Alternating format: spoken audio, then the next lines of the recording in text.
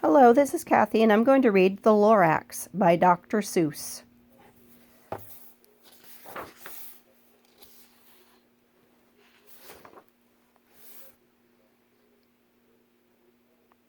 At the far end of town where the grickle grass grows, and the wind smells slow and sour when it blows, and no birds ever sing excepting old crows, is the street of the lifted Lorax.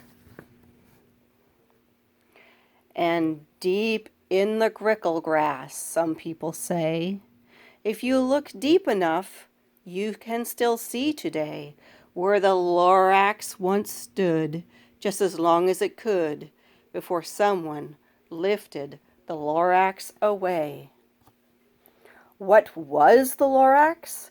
And why was it there?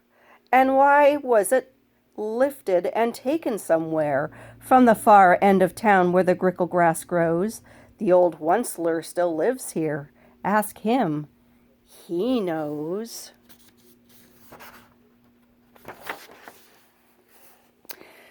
You won't see the Onceler. Don't knock at his door. He stays in his lurkum on top of his store. He lurks in his lurkum under the roof, where he makes his own clothes out of muffered moof. And on special dank midnights in August, he peeks out of the shutters, and sometimes he speaks and tells how the Lorax was lifted away. He'll tell you, perhaps, if you're willing to pay.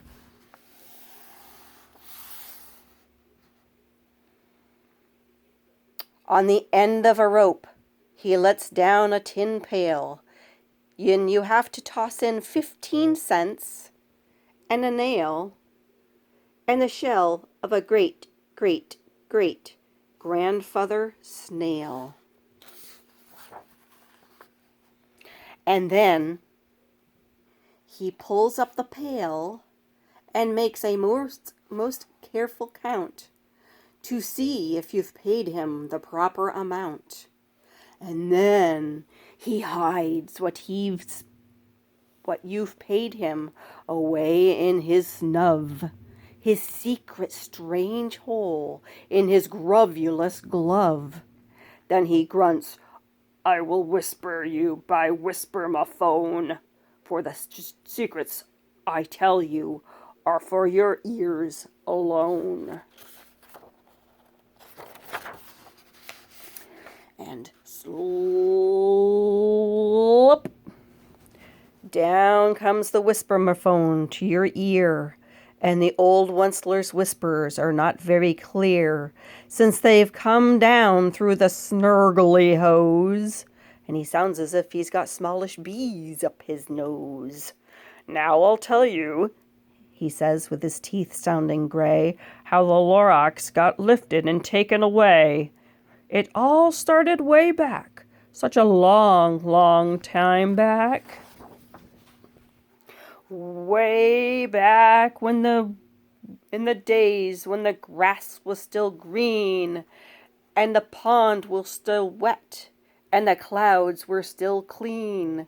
The song of the Swami Swams rang out in space. One morning I came to this glorious place, and I first saw the trees, the truffula trees, the bright-colored tufts of the tuffula trees, miles and mile after mile in the fresh morning breeze. And under the trees, I saw brown barbaloots frisking around in their barbaloot suits. And they played in the shade and ate truffula fruits. And from the ripulous pond, there came the comfortable sound of the humming fish, humming while splashing around. But those trees, those truffula trees, for those trees such as these, the touch of their tufts was so much softer than silk, and they had the sweet smell of fresh butterfly milk. And I felt a great leaping of joy in my heart. I knew just what to do. So I unloaded my cart.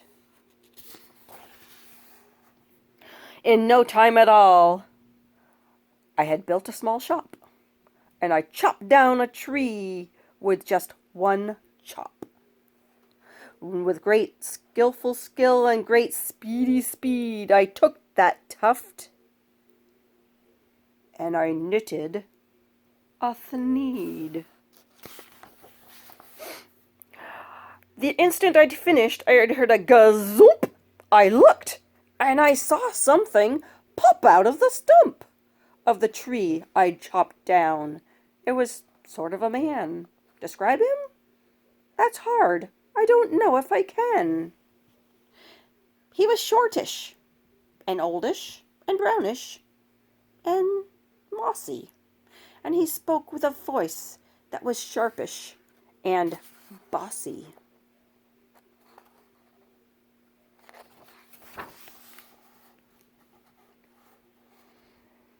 "Mister," he said as if he had sawdusty sneeze, "I am the Lorax, and I speak for the trees.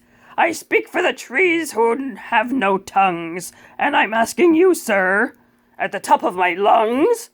He was very upset as he shouted and puffed, "What is that thing you have made out of my truffula tuft?"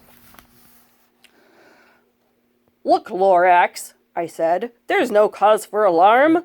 I chopped just one tree. I am doing no harm. I'm being quite useful. This thing is a thneed. A thneed's a fine something that all people need. It's a shirt. It's a sock. It's a glove. It's a hat.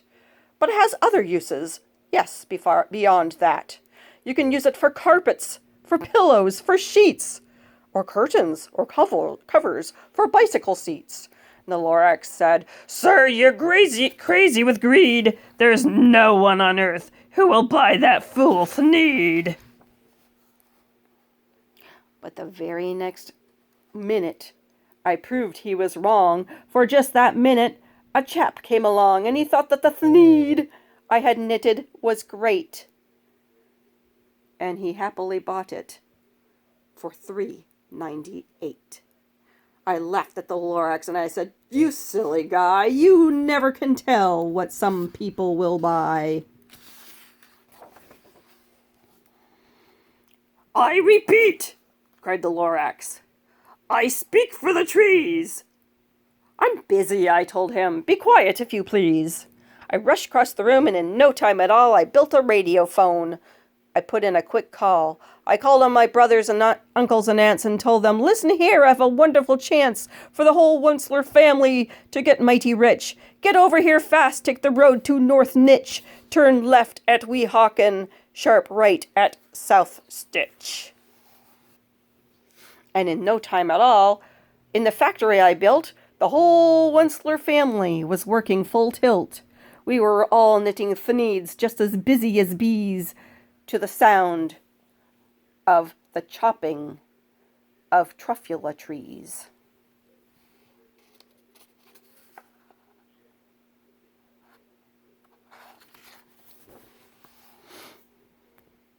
Then, oh, baby, oh, how my business did grow. Now chopping one tree at a time was too slow. So I quickly invented my super axe hacker, which whacked off 4 truffula trees at one smacker. 4 times as fast as before. And that Lorax, he didn't show up anymore. But the next week he knocked on my new office door. He snapped, "I am the Lorax who speaks for the trees, which you seem to be chopping as fast as you please. I am also in charge of the brown barbaloots, who played in the shade in their barbaloot suits, and happily lived eating truffula fruits. Now, thanks to your hacking my trees to the ground, there's not enough truffula fruit to go around, and my poor barbaloots are getting crummies because they have gas and no food in their tummies. They love living here, but I can't let them stay. They have to find food, and I hope that they may. Good luck, boys! And he sent them away. I, the Onceler, felt sad as I watched them go. But business is business, and business must grow, regardless of crummies in tummies, you know. I meant him no harm. Meant no harm, I most truly did not. But I had to grow bigger. So bigger I got. I biggered my factory. I biggered my roads. I biggered my wagons. I biggered the loads of needs I shipped out. I was shipping them to the south, to the east, to the west, to the north. I went right on biggering, selling more needs, and I biggered my money, which everyone needs. Then again, he came back. I was fixing some pipes when that old nuisance, Lorax, came back with more gripes. I am the Lorax! He cuffed and he whiffed. He sneezed. He snuffled. He snargled. He sniffed. Onceler! He cried with a crofulous croak. Onceler! You're making such smogulous smoke! My poor swammy swams, why they can't sing a note. No one can sing who has smog in his throat. And so, said the Lorax, pardon my cough, they cannot live here, so I'm sending them off. Where will they go? I don't hopefully know. They may have to fly for a month or a year to escape all the smog you've smogged up around here. What's more, snapped the Lorax, his dander was up, let me say a few words about gluppity-glup. Your machinery chugs on, day and night without stop, making gluppity-glup and sloppity-slop. And what do you do with this leftover goo? I'll show you, you dirty old Onceler man, you! You're glumping the pond where the hummingfish hummed, so I'm sending them off. Oh, their grills are all gummed, so I'm sending them off. Oh, their future is dreary. They'll walk on their fins and get woefully weary. They'll search for some water that isn't so smeary. And then I got mad. I got terribly mad, and I yelled at the Lorax. Now listen here, Dad. All you do is yap, yap, and say bad, bad, bad. Well, I've right, sir, and I'm telling you, I intend doing just what I do. And for your information, you Lorax, I'm figuring on biggering and biggering and biggering, turning more truffula trees into thneeds, which everyone needs.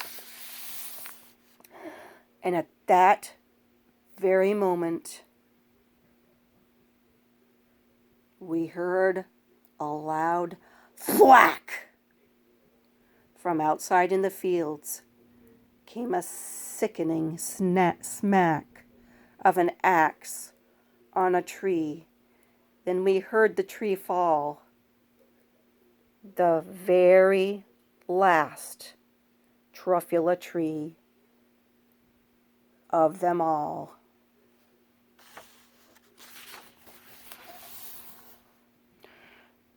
No more trees, no more needs, no more work to be done. So in no time, my uncles and aunts and everyone all waved me goodbye. They jumped into my cars, and they drove away under the smoke-smuggered stars. Now all that was left neath the bad-smelling sky was my big, empty factory, the Lorax, and I. The Lorax said nothing. He just gave me a glance. Just gave me a sad, sad, backwards glance. And he lifted himself by the seat of his pants.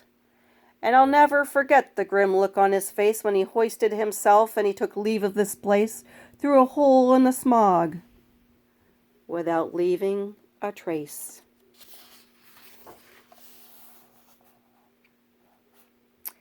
And all that's left of the Lorax here in this mess was a small pile of rocks with one word, unless. Whatever that meant, well, I couldn't guess. But that was a long, long time ago. But each day since that day, I've sat here and worried away. Through the years, while my buildings have fallen apart, I've worried about it with all of my heart. But now, said the Onceler, now that you're here, the word of the Lorax seems perfectly clear. Unless someone like you cares a whole awful lot, nothing is going to get better. It's not. So, catch, calls the Onceler, and he lets something fall. It's a truffula seed. It's the last one of all. You are in charge of the last of the truffula seeds. And the truffula trees are what everyone needs. Plant a new truffula. Treat it with care. Give it clean water and feed it fresh air. Grow a forest. Protect it from axes that hack. And then the Lorax and all of his friends may come back.